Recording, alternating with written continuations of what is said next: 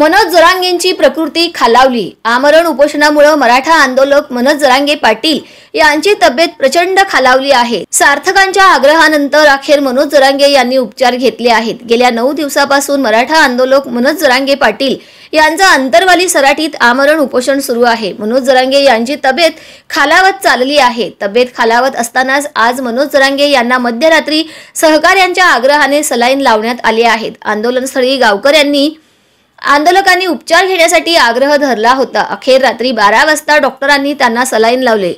मनोज जरांगे पाटील यांचं 6व्यांदा उपोषण सुरू। मनोज जरांगे पाटील यांनी पुन्हा एकदा 6व्यांदा उपोषण सुरू केले आहे। सगळे सोयरे अधिसूचनेची अंमलबजावणी तसेच हैदराबाद, सातारा आणि बॉम्बे गव्हर्नमेंटचे गॅझेट लागू करावे यासह मराठा आंदोलकांवरील आंदोलनादरम्यान दाखल झालेले गुन्हे मागे घ्यावेत या मागणीसाठी ते 9 दिवसांपासून उपोषणाला बसले आहेत। त्यामुळे आता मनोज जरांगे पाटील यांची प्रकृती खालावली आहे। मनोज जरांगे यांच्या समर्थनार्थ राज्यात ठिकठिकाणी बंद